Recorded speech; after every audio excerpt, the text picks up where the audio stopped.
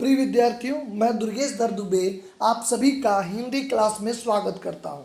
गलता लोहा के बहुविकल्पी प्रश्न। बोर्ड परीक्षा ने एक नया परिवर्तन कि अब जो है खंड अ और खंड ब दो ही खंड आपके प्रश्न पत्र में रहेंगे और 40 मार्क्स के ऑब्जेक्टिव टाइप यानी बहुविकल्पी प्रश्न होंगे। तो फर्स्ट ईयर से ही हमें इस तरह के प्रश्नों से होके गुजरे और इसकी समझ विकसित कर ले, ताकि 12वीं में हमें इसे बड़ी आसानी से हम इसे सॉल्व कर लें, हल कर लें, ताकि हमें दिक्कतों का सामना न करना पड़े। इसके लिए हमें पाठ का एकदम बिल्कुल निचोड़ एक एक छोटी से छोटी चीज़ों की जानकारी करनी होगी। हमने पूर्व के भागों में 4 पार्ट में हमने इस पूरे चैप्टर का अध्ययन किया, साथ में सारांश क्या किया, इसलिए हम आशान्वित हैं कि हम एक एक चीज़ें गलता लोहा में का हम आप सभी को क्लियर है। इसलिए ऑब्जेक्टिव टाइप प्रश्न हम बड़ी आसानी से आप और हम उत्तर दे सकेंगे। लेकिन इसके लिए आपको एक काम करना होगा, आपको एक कॉपी और पेन ले लें,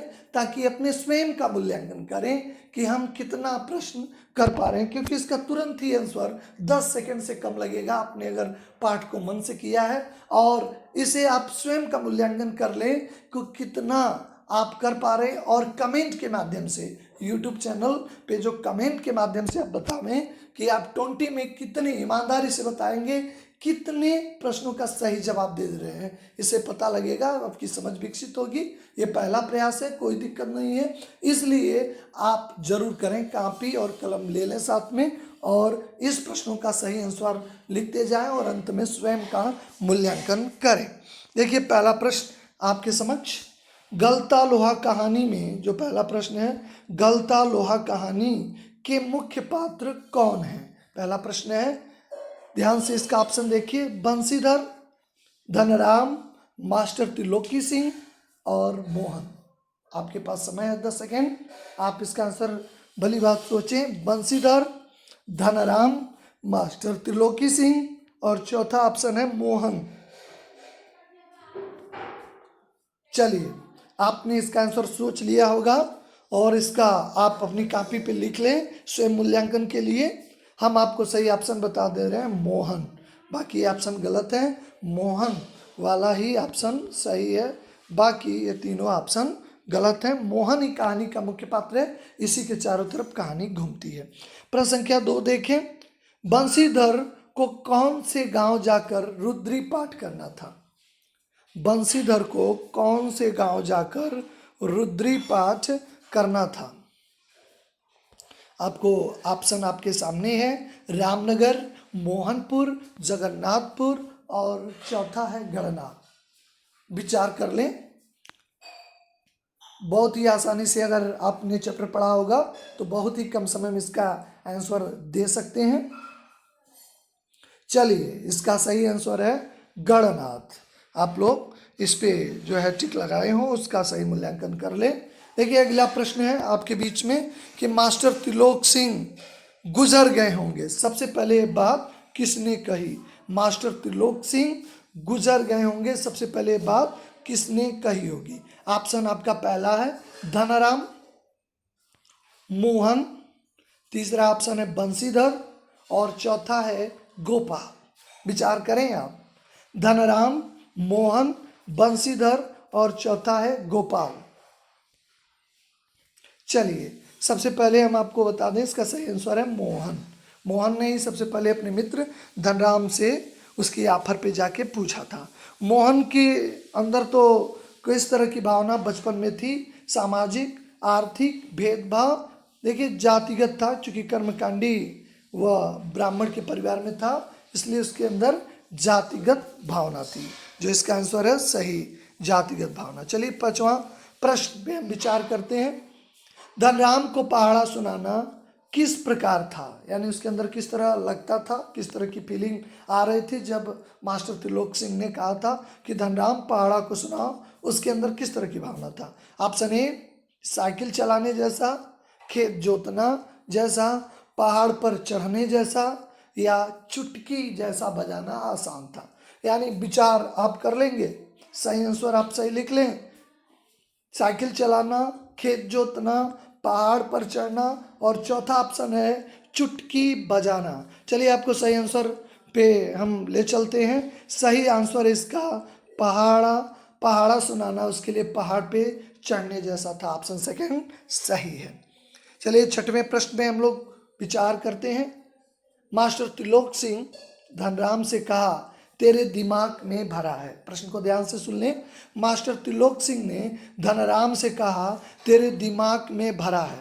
ऑप्शन ए लोहा, ऑप्शन 2 चांदी, ऑप्शन 3 सोना और ऑप्शन चौथा भूसा। अगर आप कहानी पढ़े होंगे तो बिल्कुल ही सटीक ढंग से आप इसका आंसर कर सकते हैं। विचार कर लें, अपनी कॉपी पे आप सही आंसर लिख लें, स्वयं का मूल्यांकन करना है।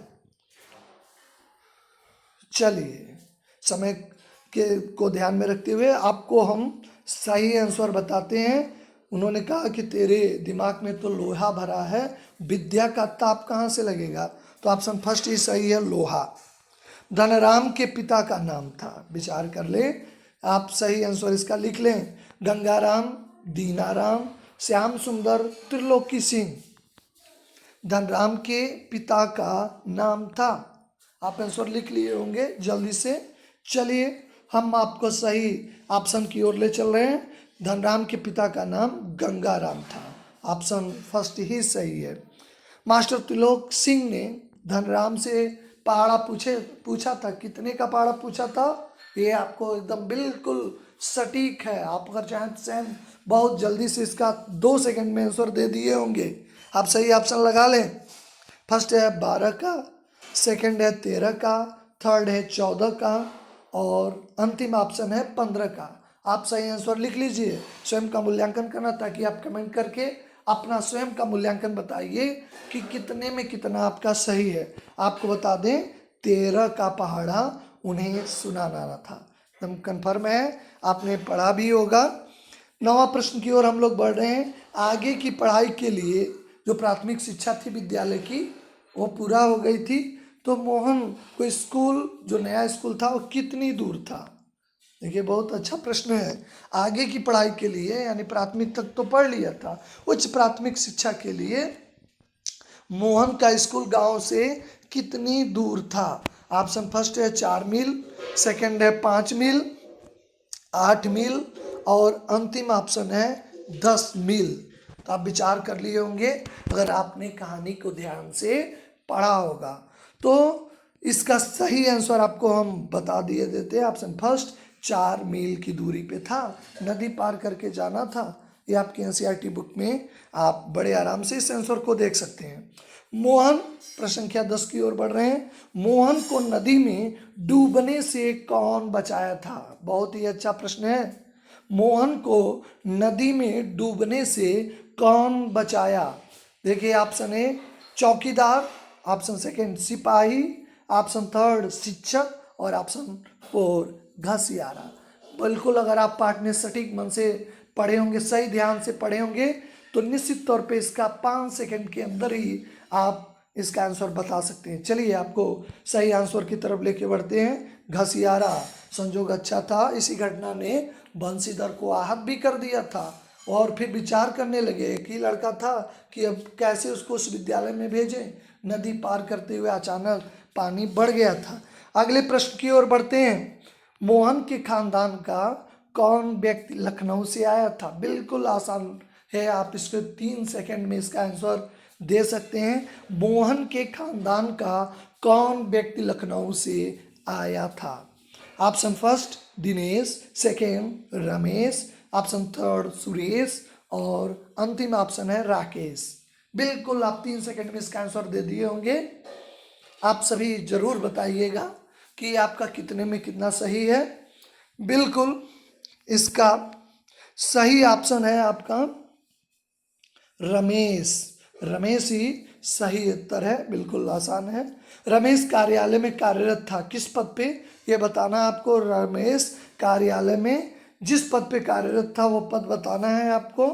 पहला ऑफिसर, दूसरा है आपका क्लर्क और तीसरा ऑप्शन है चपरासी और चौथा है माली। बिल्कुल अगर रमेश के बारे में आपने अध्ययन किया होगा गलता में, तो आपको 5 सेकंड से अधिक का समय नहीं लगेगा, आपने सही आंसर लिख लिया होगा। चलिए हम आपको आंसर की तरफ लेकर चलते हैं। कलर कथा, सही ऑप्शन इसका कलर कथा। मोहन किस कक्षा में पढ़ाई करके गर्मियों की छुट्टी में गांव लौटा? तो ये सही ऑप्शन आप ढूंढिए जल्दी से, कौन सी पढ़ाई करके गांव लौटा था, क्योंकि गांव लौटने में भी उसे आने कानी लोग करते थे, क्योंकि आगे की पढ़ाई का हवाला देके उसे रोक लिया जाता था। तो निश्चित ही 5 सेकंड में इसका आंसर आपने लिख लिया होगा। चलिए हम आपको सही ऑप्शन की ओर लेकर चलते हैं। 8वीं की पढ़ाई कर लिया था और गर्मी की छुट्टियों में गांव आया था। धनराम जब बंशीधर से मोहन के विषय में, चूंकि बचपन का मित्र था इसलिए पूछा, तो बंशीधर ने बताया था उनका एक्शन क्या था। ये बहुत ही स्पष्ट कहानी में लिखा है, उस एक्शन को बताना है। आंख नीचे करके, हाथ उठाकर, जीभ दबाकर, दांतों में तिनका दबाकर। हमें आशा है कि 3 सेकंड में, चूंकि एक्शन कई बार जो बहुत विशेष बल दिया गया था उस पर, जब चैप्टर हमने पढ़ा था, चूंकि पुरोहित थे इसलिए वह जो है किस तरह बातों को कह रहे थे, उनके बीच में एक टोटका भी आ रहा था, कर्मकांड भी आ रहा था, इसलिए आप इसका बहुत ही सटीक आंसर और बहुत जल्दी कर पाए होंगे। चलिए हम आपको सही ऑप्शन की ओर ले चलते हैं, ताकि झूठ काम के ऊपर कोई असर न पड़े, इसलिए सारा दोष तिनके को चला जाए, इसलिए दांतों में तिनका दबाकर उन्होंने बताया था। 15वें प्रश्न की ओर हम लोग बढ़ रहे हैं। 8वीं कक्षा के बाद रमेश ने मोहन का प्रवेश कराया। देखिए ध्यान से देखिएगा, आप निश्चित तौर पे इसका आंसर अगर पढ़े होंगे तो बहुत जल्दी कर पाएंगे। 9वीं कक्षा में, बड़े स्कूल में, निजी स्कूल में या तकनीकी स्कूल में? निश्चित तौर पे आप इसका सही आंसर बहुत ही तेजी से कर लिए होंगे। चलिए आपको सही ऑप्शन की ओर लेके बढ़ते हैं, तकनीकी स्कूल में, क्योंकि आगे हवाला दिया गया कि बीए में पढ़ के लोग बेरोजगार हैं, इसलिए कुछ हाथ का काम सीख ले, उसकी आगे की पढ़ाई रोक कर और उसे तकनीकी स्कूल में उसका एडमिशन करा दिया गया था। प्रश्न संख्या 16वीं की तरफ हम लोग बढ़ रहे हैं।